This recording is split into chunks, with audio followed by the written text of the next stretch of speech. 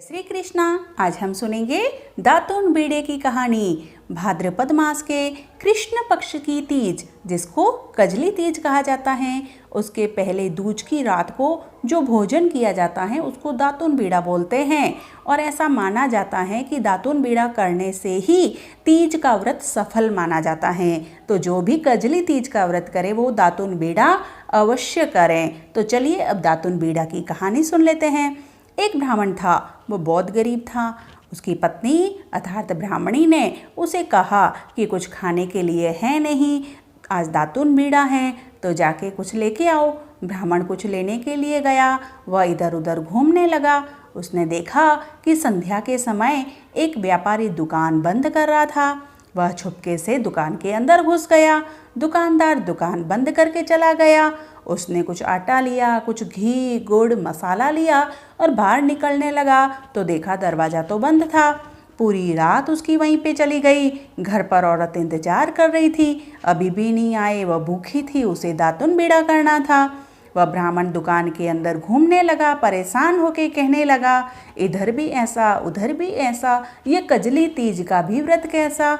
इधर भी ऐसा उधर भी ऐसा, ये कजली तीज का व्रत भी कैसा। बाहर से किसी ने सुना कि अंदर कोई बोल रहा है। उसने दुकानदार को बुलाया कि आपकी दुकान में तो भाई कोई बोल रहा है। उसने आकर दुकान को खोला तो देखा अंदर तो ब्राह्मण था। दुकानदार ने कहा, अरे ब्राह्मण देवता, आप दुकान के अंदर कैसे रह गए।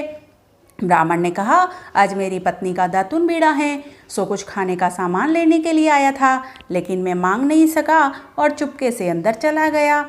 मैंने कुछ सामान लिया जो मैं वापस रख देता हूँ। तो व्यापारी ने कहा, भाई ऐसा मत करिए, आज तो ब्राह्मण देवता आप जितना ले जा सको, जितना ऊंचा सको, जितना आप ले जा सको उतना ही आप आज तो ले जाओ अपने घर पे। ब्राह्मण देवता बहुत खुश हो गए। वो जितना ऊंचा सकते थे, जितना ले जा सकते थे, वो सामान घर पे लेके गए। घर जाके उन्होंने लड्डू बनाए और ब्राह्मण ब्राह्मणी दोनों ने मिलकर खाना खाया रात को और फिर सो गए।